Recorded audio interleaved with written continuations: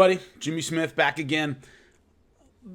Today I'm going to give my thoughts about the press conference coming up for Conor versus Cowboy, why they haven't had one yet, and my thoughts leading up to this week in terms of the events we've seen in the last couple weeks. I'm going to do a full breakdown of the card early next week that'll tactically get into everything. I just think there have been some interesting recent developments that I want to talk about. First off, press conference announced January 15th, which is 5 days from now. And the lack of press so far.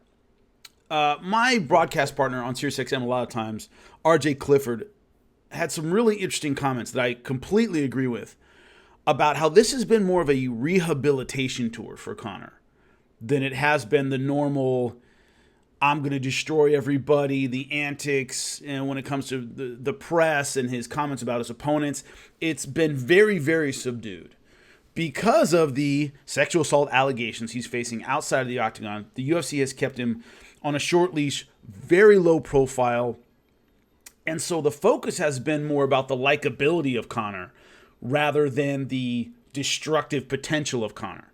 It's been about remember all the great stuff I did rather than think about all the stuff I've done in the last few months outside of the octagon. It's been a big problem. A lot of the press stuff in terms of the video packages, everything released by the UFC is almost a throwback of, look at all these great fights. Remember this? Remember the great Conor McGregor? He's coming back. Forget all the stuff about the guy who punches people in a bar for no reason and smashes phones and has sexual assault allegations in Ireland. Forget all that stuff. Focus on the fighting, which is understandable. They're a fight organization. That's what they're supposed to do. But this press conference coming up on the 15th, the lack of press has been interesting to me in a certain way because it's pretty easily dealt with.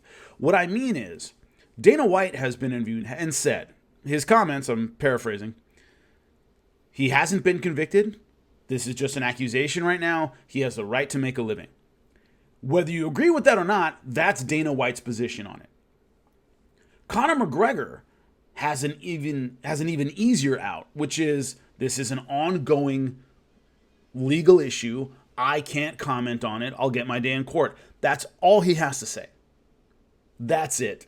Most reasonable people accused of his crime would say the same thing, whether they did it or not, or guilty, or whatever the deal is. Look, I can't comment on an ongoing legal case where what I say can be used against me in court. No comment. I'll get my day in court and I'll be vindicated. That's all you have to say. To me, the lack of interviews, the lack of press points to a couple of things. Number one, the UFC and ESPN might have an issue with Conor McGregor not being able to stay on message. Meaning in a press conference where he might be asked a variation of the sexual assault question more than once, he might lose it and flip out and say something dumb. Where ESPN would go, not cool. Can't do that. You could see how maybe he'd get upset or he would kind of flip out and stay off script. His script is no comment, legal issue, I'll be vindicated.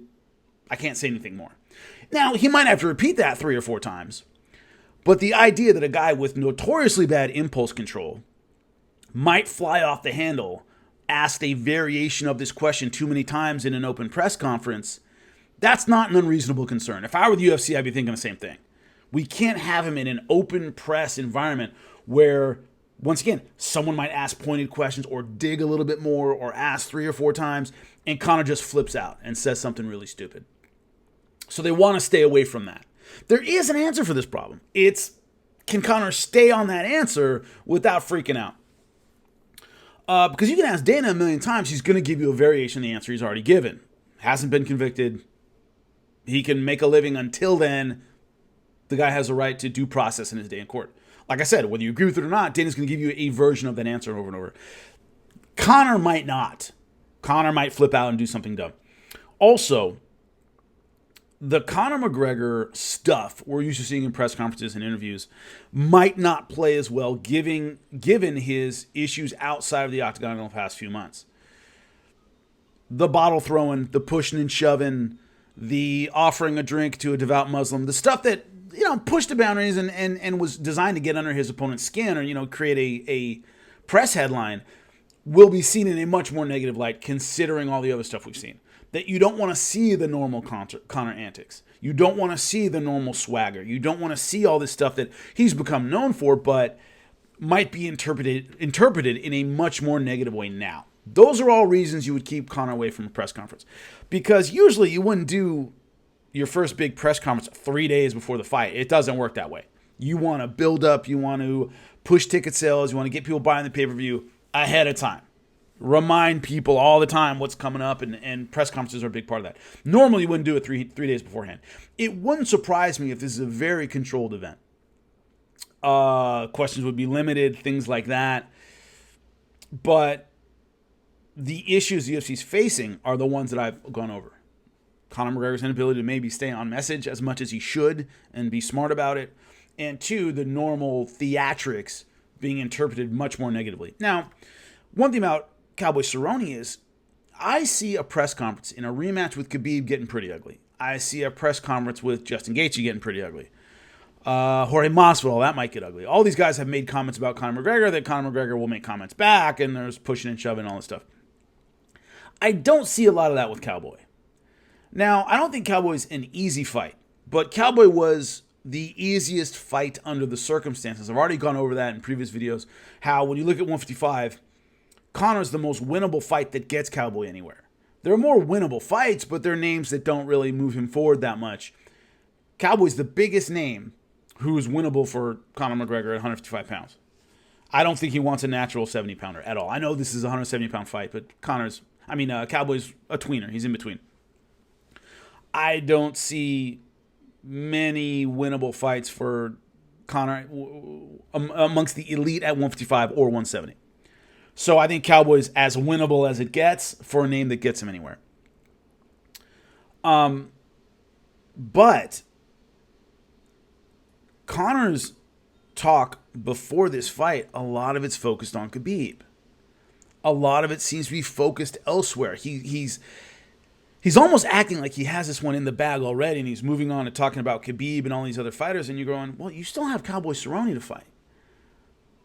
That's a tough dude, right? He has his issues. I broke them down before. I'll break them down again. But that's still a potentially very tough fight. Excellent on the ground. Great takedown. Great stand-up. Bigger than you, meaning he's much more natural at 170 than you are. Versatile. It's going to be a tough fight. He's got to be focused on that. And the problem is, all the interviews, you've seen the one recently we talked about Khabib scared of a rematch and all that stuff. You shouldn't be really worried about Khabib right now. It should be Cowboy. And if you're a Conor McGregor fan, one of the issues might be that this is the smallest Cowboy fight since before, I would even say, Chad Mendes. Remember Chad Mendes fight and what's her name? Sinead O'Connor did his walk-in music and the country singer did. It was a big-looking fight. Big-looking fight. And every fight since then for Conor McGregor has been huge. This doesn't have that feel. And the issue leading up to this is, will Conor McGregor be focused? Will he get up for this fight, in a sense? He's never had to worry about getting up for a fight before. They've been huge fights, which is the kind of thing he revels in. This hasn't had that huge fight feel, and you've read a lot about it online if you've been paying attention to any of the press. The card itself isn't that big. There aren't any other names on it. It's pretty much to Conor McGregor versus Cowboy. They believe those names will sell the fight. It should do all right, but it doesn't have that huge fight Conor McGregor feel. Will Conor McGregor get mentally up for this fight? This is a must-win fight for Conor McGregor, period. End of sentence. All the other fighters he's fought over the last few years were, with the exception of maybe Nate Diaz, top-level guys in their division, and a loss would suck and set him back. It wouldn't be the end of the world because he's so elite. The second fight with Nate Diaz was, in my opinion, must win. But remember, he was still champ at 145. He still had gold. You had to unseat him at 145. He still had that to hold on to. Rematch loss to Nate Diaz would have been really tough. This would be devastating.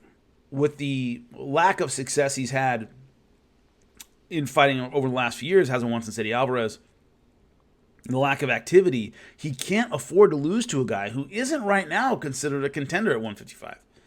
or 170. Cowboy's tough, and he's up amongst the elite, but, if you gave him a title shot right now, most people go, what are you talking about? He's not quite there, even in contender status right now. He hasn't had success recently. So this is a must-win fight for Conor McGregor, and I just don't know if mentally he's seeing it that way. Coach Kavanaugh said that he's pretty much in charge of his own camp. That is a really bad sign to me. You never want to be in charge of your own camp. You will subconsciously or consciously do the easy thing most of the time. I've never known a fighter who was in charge of his own camp who had success. It's extremely rare. For the Mike Tyson fans, a lot of people remember, I remember, when he got rid of Kevin Rooney, who was Custom Models trainer, that was it. That was the height of Mike Tyson. Everything after that was on the way down. He wasn't going to listen to Aaron Snowell telling him how to box. It didn't work that way. So him getting rid of that voice that he listened to, that had always been there for him, that he respected, once that voice was gone, a lot of times you give in to your vices. And Mike Tyson certainly did, and Conor McGregor might as well, without that stabilizing voice. So these are all interesting things leading up to this press conference and this fight. That Conor McGregor might not be in the right frame of mind leading into this fight. He's been talking about everybody else but Cowboy. It's a must-win fight for him. I think Cowboy's taking it very, very seriously. And I'll do a breakdown of the card itself, once again, early next week. But these are my thoughts at the end of this week. That we've had a lot of developments where the intangibles are starting to favor Cowboy a little bit more than I believe they did when this fight was announced. But it's going to be an interesting press conference. Check it out. And let me know what you guys think. Talk to you soon.